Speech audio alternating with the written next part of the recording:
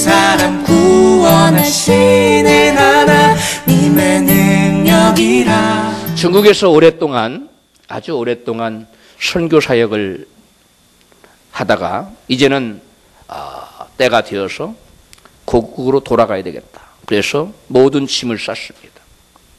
모든 짐을 싸고 그동안 10수년 동안 중국에서 선교하던 그 모든 나날들을 기억하면서 돌이키면서 회고하면서 잠을 청하고 있었습니다. 그때 갑자기 문이 후다닥 하고 열리더니 건장한 네 청년이 들어와서 이 선교사님을 강제로 끌고 갔습니다. 어디론가 한참 끌고 갔는데 어디가 어딘지를 모르겠어요. 마침내 어느 헐스름한 창고 앞에 도달하더니 차에서 끌어내리더니 그 창고로 들이밀었습니다. 그리고 이 선교사님을 두들겨 패는데 이 개 패듯이 완전히 무자비하게 인정사정 가리고 닥치는 대로 4명이 목난구를 가지고 두들겨 패는 것입니다. 뭐 아소리도 지르지 못하고 그냥 맞은 겁니다. 그렇게 두들겨 팬 다음 그 다음에 이제 물고문, 소 팔 때 물을 잔뜩 집어넣듯이 물을 입을 벌리고 계속 집어. 물고문 끝난 다음엔 전기고문. 그 전기고문을 큰 고통 중에 전기고문을 당한 다음에 이제버리는 냉장고, 좋은 냉장고, 그 큰 냉장고 있지? 식당에 쓰는 거, 그 엄청난 냉장고에 목사님을 집어넣어버려요. 선교사님. 그리고 문을 닫아버려요. 얼마나 춥겠어요. 추운 냉장고. 거기서 똥오줌을 다 싸고 문을 안 열어주니까 그 좁은 냉장고에서 그 냉동고죠, 냉동고. 거기서 있는데 이제 거기서 똥오줌 다 싸고 문을 열더니 그 다음에 똥오줌을 핥아먹으라고 모진 고문을 하고 두들겨 패고 다시 냉장고에 집어넣고 또 죽을 만하면 끄집어내고 이렇게 하기를 사흘 동안 했어. 사흘이 지나던 이들이 어디론지 사라지고 없었어. 그래서 이 선교사님이 정말 죽을 힘을 다해서 그곳을 복복 겨가지고 겨우 빠져나왔어. 그래서 어떻게 해서 자기 집으로 돌아왔어요. 그분이 원래 살던 곳이 미국이기 때문에 한국을 거쳐서 미국으로 돌아갔습니다. 그분이 얼마나 4일 동안 두들겨 맞고 전기고문에 물고문에 그 다음에 냉동고 안에서의 그 모진 고문을 받고 나서 그 얼마나 그 심한 그 고통을 받았는지 이분이 일어날 수도 없는 거예요. 몸을 가눌 수가 없는 겁니다. 거의 폐인이 되다시피 했어요. 그래서 시간이 지나면서 이분이 몸을 좀 추스렸는데 허리를 못 써요. 워낙 두들겨 맞았어. 거기다가 걸을 수가 없어요. 그래서 지팡이를 의지해서 겨우 고통스럽게 걸어가는 불구자의 몸이 됐습니다. 그 이후에 이 선교사님에게는 끊이지 않는 하나님께 드리는, 매일같이 하나님께 드리는 기도 제목이 하나 생겼습니다. 무슨 기도 제목이었을까요? 매일 하나님 그 사건을 당하니 하나님께 매일같이 기도합니다. 그 선교사님의 기도 제목은 이런 거였습니다. 하나님, 왜 제게 그런 고문을, 그런 고난을 허락하셨나요? 하나님, 제가 하나님 앞에 그런 고문을 당할 만한 어떤 큰 죄를 지어서, 제가 알지 못하는 가운데 죄를 지어서 하나님께서 저를 심판하신 것입니까? 그렇게 오랫동안 기도를 하는데 마음속에서 한 생각이 떠올랐어요. 예수님께서 왜 고난을 당하셨는지 상고해보라는 것이었습니다. 예수님께서는 왜 고난을 당하셨습니까? 오늘 본문 이사야 53장 4절을 함께 읽도록 하겠습니다. 그는 실로 우리의 질고를 지고 우리의 슬픔을 당하였거늘 우리는 생각하기를 그는 징벌을 받아서 하나님에게 맞으며 고난을 당한다 하였노라. 이 말씀은 예수님께서 이 땅에 오시기 전에 약 750년경에 선지자 이사야가 예수님의 고난, 어떤 고난? 대속적인 고난에 대해서 예언해 놓은 것입니다. 사람들이 받아야 될 죄의 저주를 감당하기 위해서 예수님께서 대신 고난을 받으실 거라는 예언을 예수님이 이 땅에 오시기 전에 750년경에 이사야가 예언해 놓은 것입니다. 이사야 53장 6절에 우리는 다 양 같아서 그릇 행하여 각기 제 길로 갔거늘 여호와께서는 우리 무리의 죄악을 그에게, 누구에게? 그에게. 그가 누굽니까? 예수님입니다. 장차 오실 예수님에게 담당시키셨도다. 그런데 사람들은 이 사실을 모르고 예수께서 고난을 받고 징벌을 받고 채찍에 맞고 짓밟히고 침뱉고 조롱을 받고 허리에 창을 받고 양손과 양발에 대못이 박히시고 무자비하게 죽어가는 그 예수님을 바라보고 사람들은 저자가 엄청난 죄를 지어서 하나님께 천벌을 받는다, 하나님께 징벌을 받는구나, 그렇게 생각을 했다는 것입니다. 한다는 것입니다. 이사야 선지자는 예수님이 당하신 하나님의 저주인 징벌의 고난을 이사야 53장 5절 전반부에서 이렇게 묘사합니다. 같이 읽습니다. 그가 찔림은 우리의 허물을 인함이요 그가 상함은 우리의 죄악을 인함이라. 아멘. 이사야의 예언에 의하면 우리의 반역과 우리의 죄악 때문에 예수님께서는 징벌을 받고 저주의 고난을 당하셨다는 것입니다. 이사야 선지자는 죄의 반역으로 우리가 마땅히 짊어져야 될 그러한 저주를 한마디로 우리의 질고라고 표현하고 있어요. 뭐라고 표현한다고요? 우리의 질고. 사도 바울은 우리가 짊어져야 될, 우리가 죄 때문에 우리가 마땅히 짊어져야 될, 우리가 마땅히 당해야 될 그 우리의 질고를 율법의 저주라고 표현하고 있습니다. 우리의 질고는 이사야는 뭐라고 표현했고요? 우리의 질고. 사도 바울은 뭐라고 표현했고요? 율법의 저주. 그 율법의 저주를 예수님께서 말끔히 대속하셨다고 성경 갈라디아서 3장 13절에 이같이 말씀합니다. 여러분 다 외우고 계시죠? 그리스도께서 우리를 위하여 저주를 받은 바 되사 율법의 저주에서 우리를 속량하셨으니 기록된 바 나무에 달린 자마다 저주 아래 있는 자라 하였습니다. 할렐루야. 그렇다면 죄 때문에 우리가 짊어져야 했던 그 저주, 곧 예수님께서 짊어지신 대속하신 우리의 질고는 무엇일까요? 본문 마태복음 7장 26절을 함께 읽도록 하겠습니다. 이에 바라바는 저희에게 놓아주고 예수는 채찍질하고 십자가에 못 박히게 넘겨주니라. 본문에 보면 예수님께서 우리의 죄 때문에 채찍질을 당하는 그러한 징벌을 받았다는 거예요.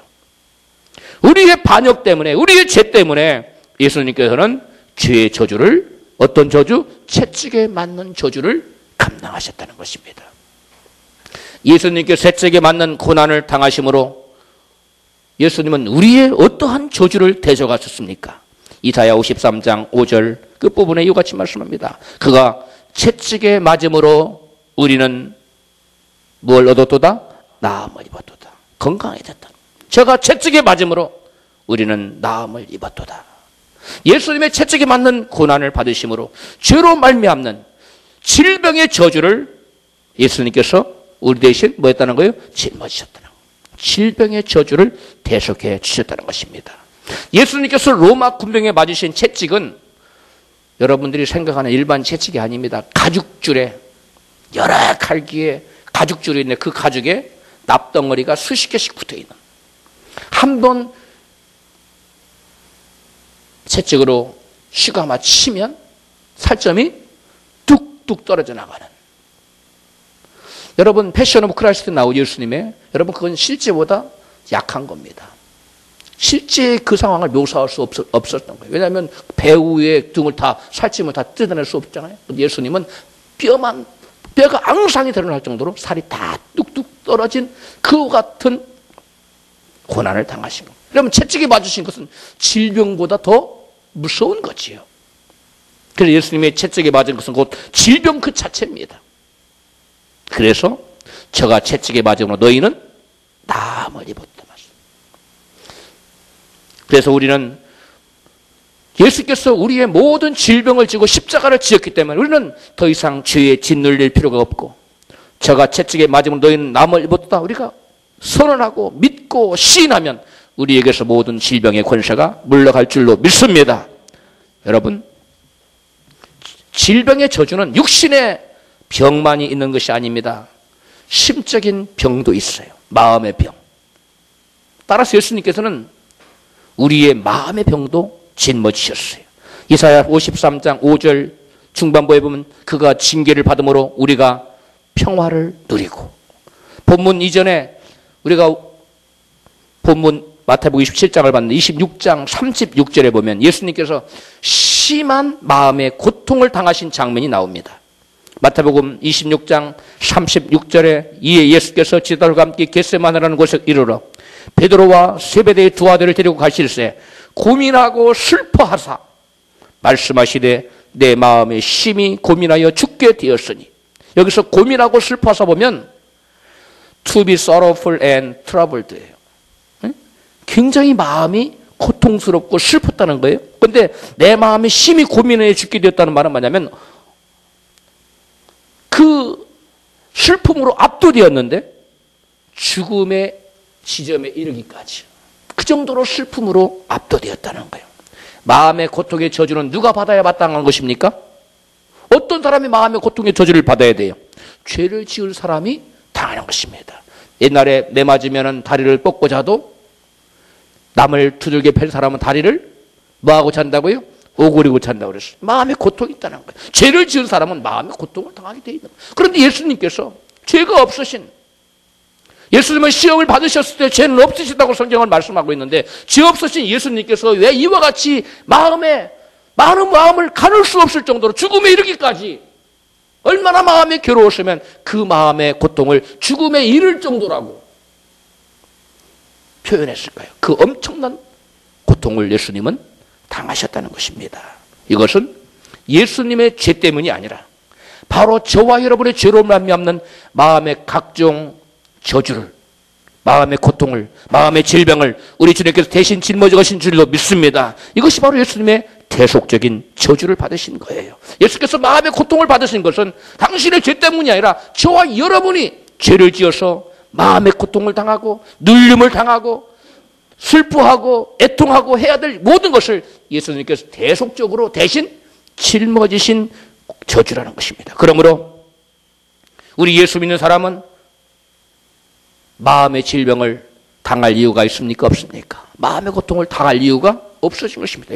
왜냐하면 예수님께서 저와 여러분의 모든 마음의 저주를 친히 대속하셨기 때문에, 친히 대신 갚아주셨기 때문에 우리가 우리의 죄로 말미암은 죄 때문에 마음의 고통을 당할 이유가 없어진 것입니다. 그러므로 우리 마음속에 염려, 근심, 걱정, 불안, 초조, 두려움, 교만과 분냄과 우라와 혈기, 그다음 미움, 시기, 질투, 냉소, 낙심, 좌절, 절망, 의기소침, 인색함, 비통함, 우울증, 강박증, 거짓, 불신, 부정, 음란과 같은 생각을 우리 마음에 받아들이면 안 되는 것입니다. 그런 것들이 들어올 때 주 나사렛 예수를 물러갈지어다. 예수님께서 이러한 모든 저주를 나 대신 친히 겟세마네 동산에서 담당하셨다. 할렐루야. 이와 같이 물리쳐야만 되는 것입니다. 많은 사람들이 그러한 심적인 마음의 질병을 자신의 성격이라고 받아들이고 있는데 이것은 여러분 잘못된 것입니다. 예수 이름으로 물리쳐야만 되는 것입니다. 할렐루야. 이러한 마음의 질병이 여러분 깊이 마음속에 뿌리를 내리면 한 사람의 나쁜 성격을 형성하고 또한 삐뚤어진 인격을, 온전치 못한 인격을 여러분 형성하게 되는 것입니다. 예수님 이러한 심적 고통의 대속으로 인해 우리는 마음의 평화와 기쁨을 누리고 살아갈 수가 있게 된 것입니다. 그래서 예수를 믿으면 가장 먼저 우리 마음속에 뭐가 찾아옵니까? 기쁨과 평안이 찾아와요. 그리고 예수를 믿은 사람의 여러분 표지가 뭡니까? 예수 믿는 사람 얼굴에는 공사 중이 아니라 나는 항상 기뻐요. 할렐루야. 이게 예수 믿는 사람이에요. 예수를 믿는데도 징징대고 나는 공사 중입니다. 나 건들지 말아요. 큰일 납니다. 이렇게 써져 있으면 곤란해. 그건 예수 믿는 사람이 아니에요. 예수를 믿는 사람들과 쿡 찔러도 왜 찔렀어요? 하고 웃어야 돼요. 밟혀서 죄송합니다. 하고 웃어야 돼요. 할렐루야. 그런 예수 믿는 사람 발만 스쳐가도 지금 뭐 하는 거야? 이렇게 나옵니다. 예수를 믿는 사람은 항상 기쁘고 즐겁고 평안히 있어야 돼요. 할렐루야. 이제 본문 마태복음 17장 28절로 30절을 보겠습니다. 같이 읽습니다. 그의 옷을 벗기고 홍포를 입히며 가시 면류관을 엮고 그 머리에 씌우고 갈대를 그 오른손에 들리고 그 앞에서 무릎을 꿇고 희롱하여 가로되 유대인의 왕이여 평안할지어다 하며 그에게 침 뱉고 갈대로 빼앗아 그의 머리를 치더라. 이 말씀을 보면 로마 군병들이 도대체 예수님께 무슨 짓을 하고 있습니까? 예수님의 옷을 벗기고. 여러분, 이때 예수님의 옷을 여러분 사람들이 생각하기를 겉옷만 벗겼을 것 아닙니다. 온전히 다 벗겼습니다. 그리고 홍포를 입혔어요. 왕의 옷, 홍포. 옛날엔 높은 왕이라는 사람 무엇을 입었어요? 자색옷이 홍포입니다. 홍포를 입히고 예수님 네가 왕이라며 그러니까 홍포 입어. 그렇게 입힌 거예요. 그리고 예수님 머리에는 뭘 씌웠어요? 가시면류관을 확 눌렀죠. 손가락보다 더 길은 가시가 붙은 가시면 피가 선지 같은 피가 새까만 피 콕 쏟아나오지. 그 다음에 씌운 다음에 조롱합니다. 그리고 얼굴에 침을 뱉습니다. 그리고 모욕합니다. 이게 예수님께서 당하신 형벌이에요. 저주예요. 예수님께서는 천지의 주제십니다. 만왕의 왕이십니다. 그런데 이처럼 멸시와 천대와 조롱을 받는 저주를 받고 있는 것입니다. 이것은 무엇 때문입니까? 왜 그렇습니까? 인간의 반역의 죄 때문에 하나님을 등지고 하나님을 섬겨야 될 인간이 하나님을 섬기는 대신 하나님의 얼수인 마귀를 섬기고 죄의 길로 하나님 뜻과 상관없이 자기를 위해서 살아가는 인생들, 그러한 인생들에게 당해야 될 저주가 있는 것입니다. 이 저주가 어떤 저주냐? 우리 인간들로 하여금 인간만 저주를 받은 것이 아니라 땅이 같이 저주를 받아요. 그리고 땅은 저주를 받아서 그 땅에서 아름다운 열매를 내는 것이 아니라 가시와 엉겅퀴를 내는 환경의 저주를 가져다 줍니다. 그런데 그러한 환경의 저주를 예수님께서 대속하신 거예요. 머리에 가시면류관을 쓰시고 또 뭐함으로? 환경의 저주로 말미암아 생기는 비천에 처하는 그러한 저주를 받아요. 침뱉음을 당하고 조롱을 받고 모욕을 받고 업신여김을 받고 사람들이 막 눈만 낄낄대고 웃고 그런 비천에 처하는 환경의 저주를 받게 됩니다. 창세기 3장 17절에 보면 아담에게 이르시되 내가 내 아내의 말을 듣고 내가 너더러 먹지 말라 한 나무 실과를 먹었은즉 땅은 너를 인하여 저주를 받고 너는 종신토록 수고하여 그 수산을 먹으리라. 땅이 내게 가시 덤불과 엉겅퀴를 낼 것이라. 땅이 저주를 받아서 땅에서 뭐가 난다고요? 가시가 난다. 이것이 이 가시가 원어의 똑같은 예수님의 가시면류관과 똑같은 단어예요. 인간의 반역으로 말미암아 인간의 저주를 받고 인간과 더불어 인간에게 먹을 것을 내야 되는 땅이 저주를 받아서 열매 대신 뭘 낸다고요? 가시와 엉겅퀴. 이 환경의 저주를 말하는 겁니다. 예수를 믿기 전 우리나라가 얼마나 여러분 환경적으로 열악했어요. 얼마나 먹을 것이 없었어요. 맨날 흉년 들고요. 먹을 것이 없어요. 그게 가시와 엉겅퀴를 내는 저주를 말하는 겁니다. 그런데 예수를 믿는 사람과 예수를 믿는 가정, 예수를 믿는 나라는 이와 같은 가시와 엉겅퀴가 삶의 환경에서 쏟아나는 그러한 저주가 물러가게 된 줄로 믿습니다. 왜 그래요? 예수께서 가난의 저주, 예수님께서 이 환경의 저주를, 가시와 엉겅퀴가 나는 저주를 개인의 삶에서, 그 가정의 삶에서, 그 공동체와 나라와 민족 가운데서 주님께서 거둬가시기 때문에. 왜? 예수님께서는 그러한 저주를 친히 당신의 몸으로 받으셨기 때문에 당신을 믿는, 예수를 믿는 하나님 자녀들이 그러한 저주를 받을 이유가 없어졌기 때문에 그런 것입니다. 밭가라도 효력을 내지 않고 가시와 엉겅퀴를 도달하는 저주가 바로 환경의 저주예요. 환경의 저주를 받으면 그 사람은 비천해집니다. 낮아집니다. 사람들에게 침뱉음을 당하고 모욕을 당하고 욕을 먹고 조롱을 당하고 업신여김을 당하고 이것이 바로 환경을 저주를 받은 사람의 비천에 처하는 저주를 받게 되는 거예요. 그러한 저주는 하는 일마다 안 돼요. 막힙니다. 그런 저주를 받으면 되는 일이 없습니다. 모든 것이 불통입니다. 다 막혔습니다. 그래서 그러한 환경의 저주를 받으면 되는 일이 없으니까 사람들한테 멸시를 당하고 그 다음에 모욕을 당하고 또 업신여김을 당하고 그런 비천한 자가 되는 그러한 저주를 받게 되는 거예요. 이 얼마나 무서운 저주입니까? 그런데 가시와 엉겅퀴를 내어 사람을 비천하게 만드는 그 무서운 환경의 저주를 누가 대신 지었습니까? 내 대신 예수님이 대신 지신 줄로 믿습니다.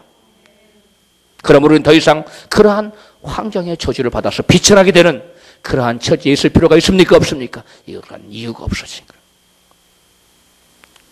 그 다음에 이제 본문 마태복음 27장 35절 그리고 46절을 함께 읽겠습니다. 저희가 예수를 십자가에 못 박은 후에 제9시쯤에 예수께서 크게 소리질러 가라실 때 엘리 엘리 라마 사박다니 하시니 이는 곧 나의 하나님 어찌하여 나를 버리셨나이까 하는 뜻이라. 아멘. 예수님께서 십자가에 못 박혀 죽임을 당했습니다. 예수님은 죽음은 하나님 아버지께 버림을 당하신 죽음입니다.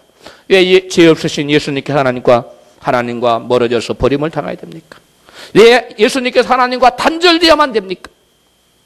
죄로 말미암아 마땅히 죽어야 될 저와 여러분의 모든 죄를 예수님께서 대신 지셨기 때문에 모든 사람이 죄를 범하였으면 하나님의 영광에 이르지 못하더니 저와 여러분은 예수 믿기 전에 죄를 범한 인생으로 하나님께 나아갈 수 없는, 하나님께 나아가는 길이 닫혀버리고 하나님과 단절되어서 살다가 또 죽어서 영원히 지옥 들어서 영원히 단절되는 그러한 저주받은 존재였어요. 그런데 예수께서 하늘 영광 보좌를 버리시고 이 찬한 땅에 오셔서 우리를 대신하여 십자가에서 엘리 엘리 라마 사박다니 하나님이여 어찌 나를 버리시나이까 하고 하나님께 버림받으심으로 말미암아 우리가 버림받아 마땅한데 우리 주님께서 대신 버림받으시고 우리가 하나님과 영원한 단절을 받아 마땅한데 우리 주님께서 대신 단절을 받으시고 우리가 가야 될 지옥을 예수께서 대신 가시고 우리가 받아야 될 사망의 저주를 대신 받아주심으로 저와 여러분에게 바로 하나님께 나아가는 길이 열린 줄로 믿습니다. 그래서 예수께서 말씀하시면 내가 곧 길이요 진리요 생명이라니 나로 말미암아 지금 아버지께로 올 자가 없느니라. 예수께서 바로 천국 가는 길이 된 줄로 믿습니다. 예수께서 바로 영생 얻는 길이 된 줄로 믿습니다. 예수께서 바로 우리의 모든 저주의 길을 거치고 형통과 부요와 축복이 다가오는 길이 되는 줄로 믿습니다. 예수께서 이러한 일을 위해서 예수께서는 십자가에 달려 돌아가신 거예요. 허리에 창을 받으시고 물과 피를 다 쏟으시고 피 흘리 없이는 사함이 없다는데 저와 여러분의 모든 죄를 다 사해 주었습니다. 우리로 하여금 하나님께 아버지께 나아가서 단절된 죄 때문에 단절된 불쌍한 영혼들, 저주받은 영혼들이 하나님과 단절이 아니라 이제는 연합되게 하도록 하나 되도록 하기 위하여 영원한 천국 백성 삼아주기 위해서 예수께서 피를 흘려 죽으시고 저와 여러분의 모든 죄를 다 사하여 준 줄로 믿습니다. 그래서 저와 여러분에게 예수님의 이와 같은 사망의 저주로 말미암아 천국의 문이 열린 줄로 믿습니다. 우리 옆에 계신 우리는 이제 천국 시민입니다. 우리는 이제 천국 백성입니다. 인사합시다. 누구의 대속으로 인하여? 예수 그리스도의 십자가 위에서의 사망의 대속으로 인하여 저와 여러분은 천국 백성이 됐고 천국 시민이 된 것입니다. 지금껏 살펴보았듯이 예수님의 고난은 예수님 자신의 죄 때문이 아니라 죄인들의 저주, 저와 여러분의 저주를 예수께서 담당하신 대속적 고난이었어요. 따라서 합시다. 대속적인 고난. 대신 고난을 짊어지시는 고난이에요. 중국에서 사역을 했던 그 선교사님, 기도 가운데 하나님 내가 이 고통을 왜 당하야만 됐습니까? 그 마음의 아픔을 가지고 계속 기도했을 때 하나님이 무슨 음성을 들려줬다 그랬지요? 예수님의 고난을 상고해보라. 그래서 그런 감동을 받고 계속 예수님의 고난을 성경을 아무리 찾아보아도 예수님의 고난과 자기의 고난은 연결고리가 없는 거예요. 예수님은 대속적인 고난을 당하셨는데 내가 이거 두들겨 맞은 것이 무슨 저들의 죄를 대속한 것도 아니고 이거 도대체 이게 뭐냐 이게. 답답해요 안 답답해요? 답답합니다. 하나님 이게 도대체 알 수가 없습니다. 더 큰 문제는 이 선교사님에게 더 큰 문제는 원수를 사랑하라. 그리고 미워하지 말라. 원수를 축복하고 저주하지 말라고 말씀했는데 이것들을 갖다가 잡아다가 그냥 해버리고 싶은 거예요. 뭐 하고 싶어요? 보복하고 싶고 그들에게 한가품을 해주고 싶고 나를 이토록 만든 이 그지 같은 친구들 미운 마음이 막 여기까지 넘쳐나는 거예요. 견딜 수가 없는 겁니다. 이분이 그 사람들을 생각하면 옛날을 생각하면 끔찍 막 지가 떨려. 용서가 안 되는 겁니다. 자기를 이토록 불구저로 만든 그들이 용서가 되지가 않는 거예요. 그때 그 당했던 그 끔찍한 고통스러운 4일 잊혀지지가 않아요. 몸소리가 쳐지는 거예요. 그 후에 이 선교사님이 미국에 돌아와서도 여러 차례 중국을 다니면서 선교를 하고 있습니다. 옛날에는 중국에 상주하면 선교했지만 이제 중국에 왔다 갔다 하면 선교를 하는데, 이 선교사님이 다른 데는 다 다니는데 어느 도시는 안 가는 거예요? 그 고통당한 그 도시는 피해 다니는, 안 가는 거예요. 못 들어가는 거예요. 마음이 너무 괴롭고 증오심이 불타고 너무 마음이 고통스러워 그 도시는 피해가. 그러다가 13년째 되던 해, 무로부터 고난을 4일 동안 고문받던 그때로부터 13년이 지난 해에 그 도시를 정말 가기 싫은데 절대로 가지 않으면 안 되는 그러한 상황이 생겼어. 그래서 그 도시에 들어가서 거리를 걷습니다. 그리고 주님께 또 기도합니다. 주님, 그때 제가 이 도시에서 주님 보셨지요. 제가 엄청난 고난을, 말로 형용할 수 없는 고난을 받았는데 왜 받았어요? 제가 또 물었어요. 그때 주님께서 13년 전에 제게 왜 이런 어마어마한 말로 표현할 수 없는 고문을 왜 허락하셨습니까? 이토록 엄청난 고난을, 고문을 허락하셨습니까? 그렇게 묻고 걸어가는 주님의 음성이 딱 들어왔어요. 한마디가 딱 들어왔어요. 그때 나도 그랬다. 예수님이 응답했어요. 그래서 선교사 무슨 뜻인지 모르겠네. 그때 나도 그랬다. 이게 무슨 뜻이에요? 이게 무슨 말이 이해가 안 가요? 그러면 계속 생각하고 걷고 있었어요. 그런데 저 멀리서 남녀 한 쌍이 걸어오고 있는 거예요. 그런데 그 남녀 한 쌍을 보니까 어디서 많이 본 얼굴이에요. 아니, 내가 이 도시에 낯익을 사람이 있을 수가 없는데, 낯익을 사람이 자기를 걸어오는, 자기도 걸어가고 있어요. 그런데 가까워지자, 조금 가까워지니까 남자가 후다닥 길을 건너서 딱 멀리로 사라졌어. 달려갔어. 그리고 차츰차츰 멀어져서 그 여성과 만났습니다. 그런데 이 여성이 이 선교사를 딱 보자마자 목사님! 하고 부르는 거예요. 놀래요, 안 놀래요? 예. 한국이라면 몰라도 중국에서는 목사님으로 신분이 노출되면 큰일 나는 거예요. 선교사의 신분이 노출되면 큰일 나는 겁니다. 그런데 목사님! 난생 처음에 생면부지 여자가 목사님! 하고 나타나니까 얼마나 기가 막혀, 얼마나 황당해요, 얼마나 놀라워요. 그래 놀라서 당황하는 선교사님에게 그 여자분이 이렇게 질문을 합니다. 목사님, 지금으로부터 13년 전에 4일 동안 목사님을 고문하고 괴롭혔던 그 4사람을 다 용서하셨나요? 이렇게 묻는 거예요. 제가 바로 그 4사람 중에 한 사람의 부인입니다. 이렇게 대답을 하는. 13년 전 그날 밤 저희 남편은 정신이 말짱해서 집에 돌아왔습니다. 우리 남편은 매일같이 집에 말짱하게 정신이 말짱해서 돌아온 날이 하루도 없었습니다. 매일같이 술이 거나하게 취해서 제정신이 안 나러. 제정신이 아닌 상태로 만취해서 집을 돌아왔는데 그날만큼은 술 한 방울 마시지 않고 온전한 정신으로 돌아왔는데 돌아와서 독백처럼 계속 이 말을 쭝얼거리더라고 합니다. 나도 그 사람처럼 살고 싶다. 나도 그 사람처럼 살고 싶다. 계속 이리 가도 그 말 저리 가도 그 실성한 것, 남성이 실성한 것. 이 사람 미쳤나? 왜 갑자기 술도 안 마시고 오고 나도 그 사람처럼 살고 싶다고 독백처럼 외치고 왔다 갔다 하더니 이 부인이 자기 남편이 중국의 공안인 것은 알고 있었어요. 그래서 공안인데 도대체 무슨 일을 하는 공안인지는 몰랐던 거예요.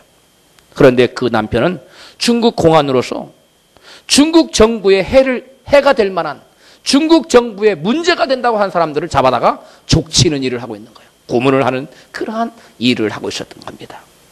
이 선교사님도 중국 정부에 해가 된다고 여기 신분이 노출돼서 당한 겁니다. 그 다음 날 나도 그 사람처럼 살고 싶다. 나도 그 사람처럼 살고 싶다. 그렇게 하루 종일 외치던 그 남편은 그 다음 날 가서 공안직을 사표를 냅니다. 사표를 내고 다음 날로 삼자교회에 출석합니다. 그리고 자기뿐만 아니라 그 온 가족, 자기 아내와 자기의 아들, 자녀까지. 중국에서는 자녀를 한 가족이 몇 명밖에 못 낳아요? 하나씩밖에 못 낳아요. 그래서 자기 식구가 다 간 거예요. 그런데 자기 집에만 그런 일이 나타난 게 아니고 그 동료 4명이 다 똑같은 일이 벌어진 겁니다. 모두 다 그 다음날 가서 공안직을 사표내고 그 다음 주에 바로 교회로 다 나간 거예요. 3자 교회로. 그래서 교회 등록하고 교회를 나가게 됩니다. 그 다음에 그 4사람이 또 공통적인 일이 일어났는데 다 신학교를 가요. 신학교를 가고 목사가 됩니다. 그래서 지금은 제 남편과 그 3사람, 목사님을 고문하고 괴롭혔던 그 4사람이 다 목사가 되어 있고 우리 4가정 다 예수를 믿고 있습니다. 이렇게 간증을 하더라는 거예요. 이 말씀을 들은 목사님의 마음속에 그간의 모든 의문이 풀린 거예요. 내가 왜 그러한 고난을 받았는가? 예수님의 고난을 생각하라고 해서 상고하라 성경을 아무리 떠들어봐도 다 예수님의 고난은 어떤 고난이었는데 대속적인 고난이에요. 나의 고난은 대속적인 고난도 아닌데 이게 도대체 무슨 말인가? 라고 생각을 했는데 이 자기를 괴롭혔던 공안의 아내의 말을 듣고 자초지종을 들어보니까 아하, 나의 고난이 바로 자기 십자가 고난이었구나 라고 깨달아졌던 겁니다. 할렐루야. 어떤 고난이었다고요? 고난은 2가지 고난이 있습니다. 하나는 예수님의 대속적인 고난이 있어요. 예수님의 대속적 고난 때문에 우리는 죄로 말미암는 고난은 받을 이유가 있다 없다? 없어진 겁니다. 나의 죄 때문에 내가 고난을 당할 이유가 없어요. 우리가 회개하면 됩니다. 그러나 우리가 예수를 믿어서 예수님께서 우리의 모든 죄의 저주는 옮겨가셨지만 그러나 우리에게는 어떤 고난이 남아있다? 자기 십자가의 고난이 남아있다는 거예요.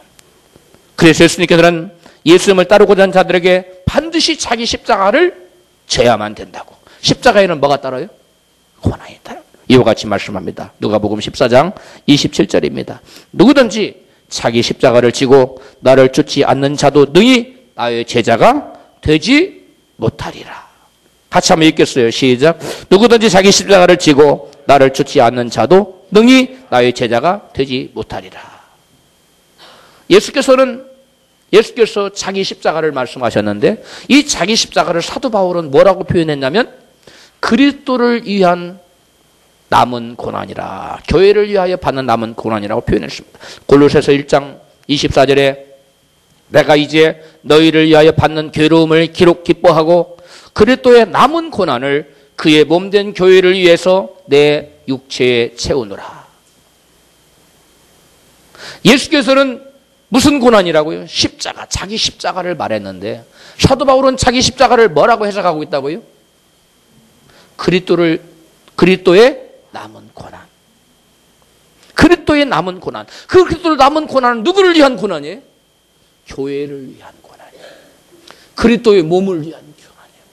그리스도를 위한 고난이에요. 이제는 우리가 고난의 차원이 달라진 겁니다. 옛날에는 무슨 고난? 나의 죄 때문에 저주받은 고난이었어.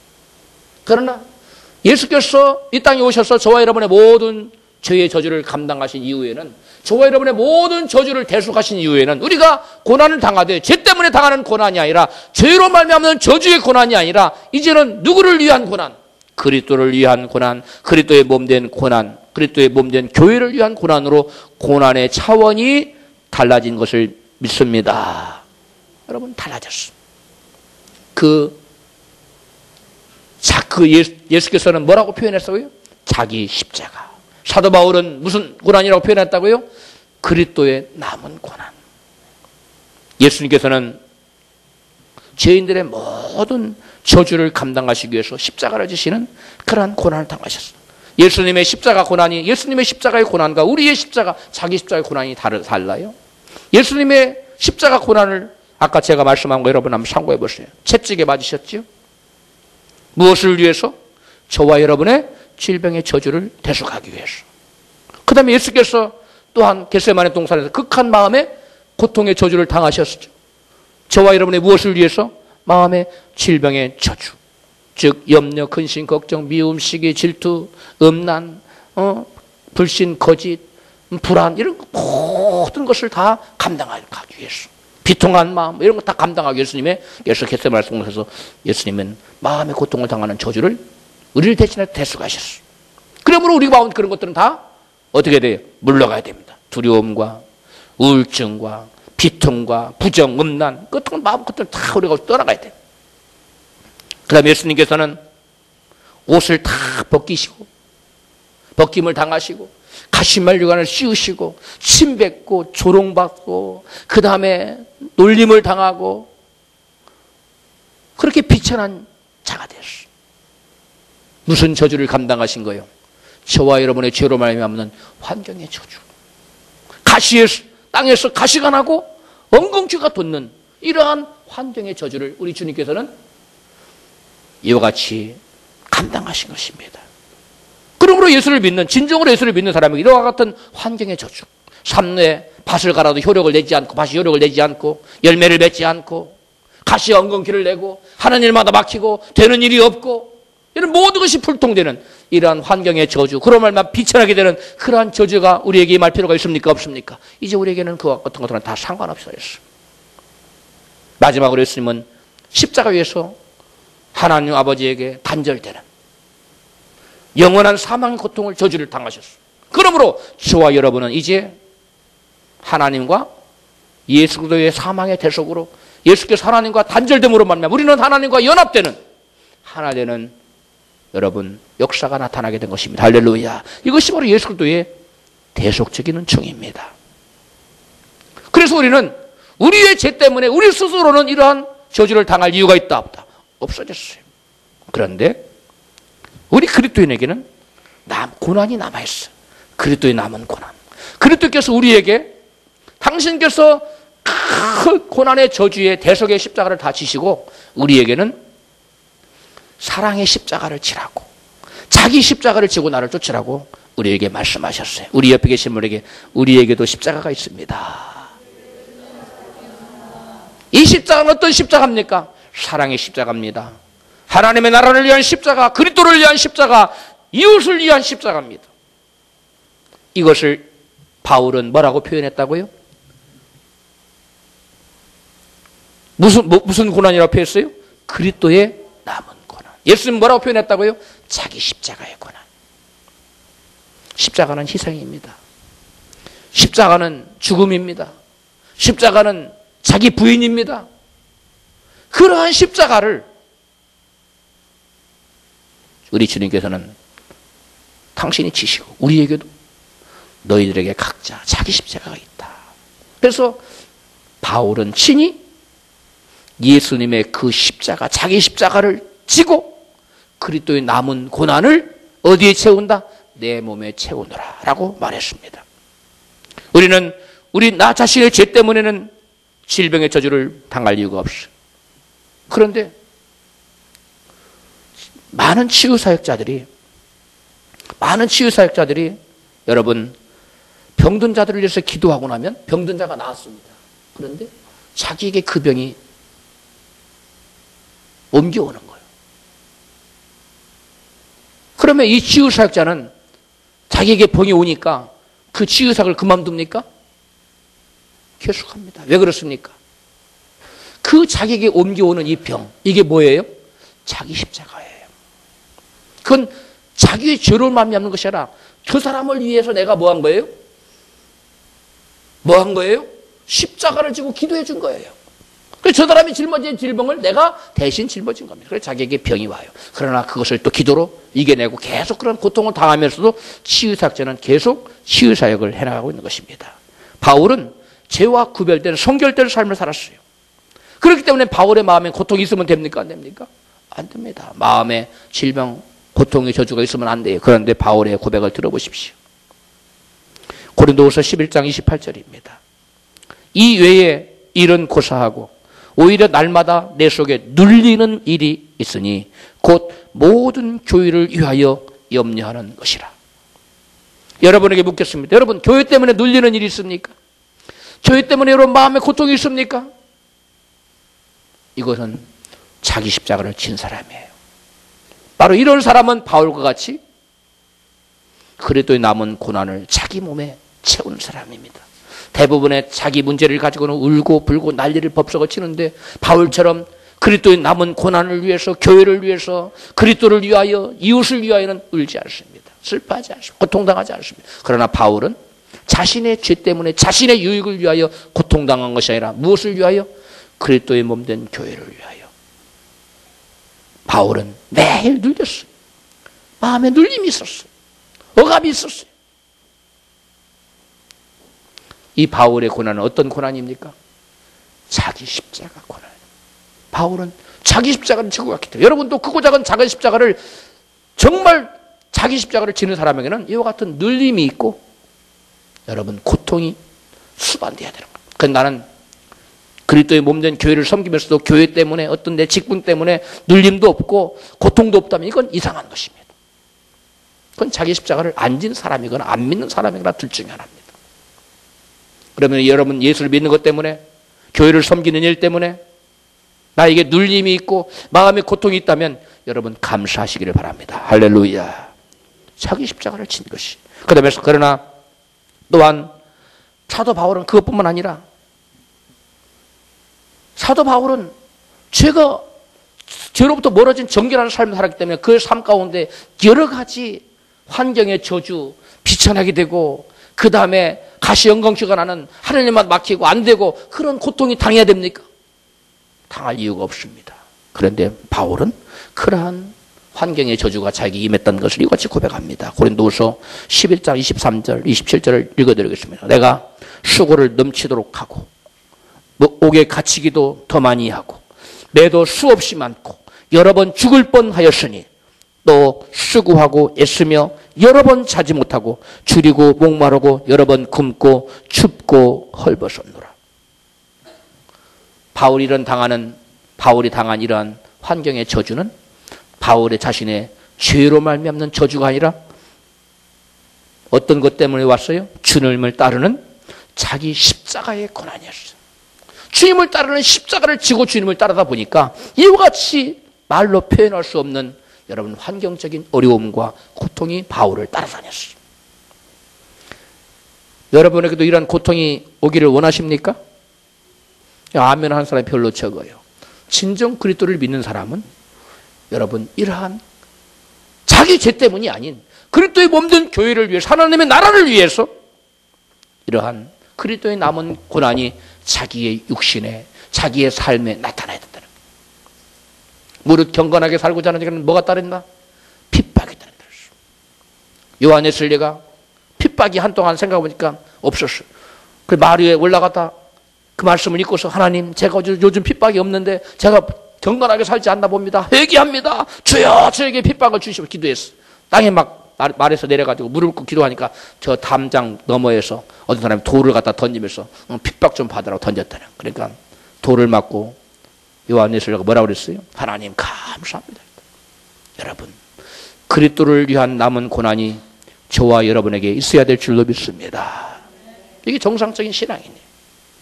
나에게는 예수를 믿는 아무런 문제도 없고 모든 것이 형통하고 다 잘 된다. 어떤 환경에 문제도 없다. 이건 이상한 겁니다.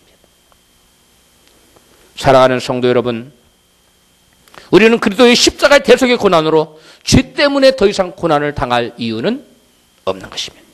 죄 때문에 고난을 당한 사람은 잘못된 신앙이에요. 그러나 저와 여러분은 죄 때문에 당하는 고난이 아니라 하나님을 사랑하고 이웃을 사랑하기 때문에 짊어지는 사랑의 십자가의 고난이 우리에게 있어야 될 줄로 믿습니다. 성경 한 절을 읽어드리고 말씀하시면 누가복음 14장 27절입니다. 누구든지 따라서 하십시다. 자기 십자가를 지고 나를 쫓지 않는 자도 능히 나의 제자가 되지 못하리라. 할렐루야.